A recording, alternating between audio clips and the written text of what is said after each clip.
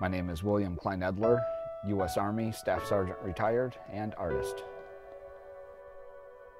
One of our missions in October was a medical mission. We went up into a town of Taormina. It's about 40 miles north of Baghdad. We had doctors and nurses on site, and it was a beautiful day. We saw many townspeople that day. Anything from bandages to prescriptions, to just any medical thing that they needed that day. We did that for about 4 hours, and then we closed up shop. I was driving a Humvee that day. I was about the third vehicle back. I saw something buried in the road, and it was like fresh asphalt. And I just saw it, and I knew that's an IED. Before I could do anything, that thing went under the truck, and it detonated.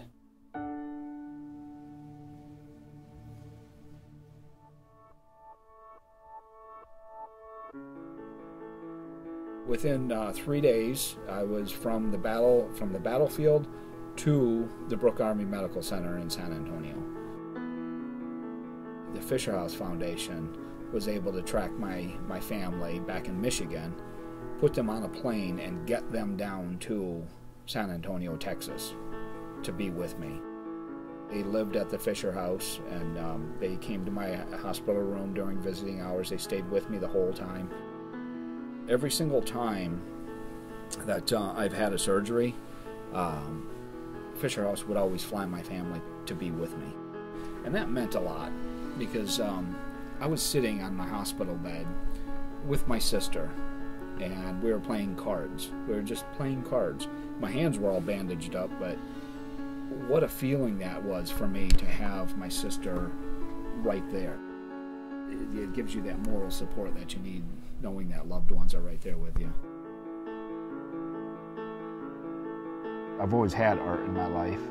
I've always been self-taught, and since I can remember picking up or holding a crayon, I enjoyed it just because I like the feel of it. I like how my artwork progresses.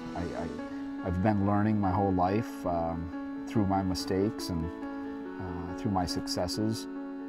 During my rehabilitation, I started to learn to make a fist and hold a pencil again, and in doing so, I started to draw. And one day, there was some women that came up to what was the Warrior Family Support Center, and they looked over my shoulder and they saw me drawing, and they said, "Wow, that's really good. That's really cool." And one of the women said, "Can you draw a butterfly?" I'm thinking to myself, probably, yeah, I suppose I could do that. And she says, "Good, because we're looking for something. We're building this new facility across the street, and we're looking for something with a butterfly to represent hope." So I started thinking, well, what about steel sculpture? And immediately, within an hour, I had a preliminary drawing. I said, "Is this what you're looking for?" And he said, "That's perfect. That's exactly it." And today it's known as the Hope Butterfly Sculpture. And it's really the symbol, or a symbol of hope, to continue, knowing these butterflies are moving upwards and onwards in life.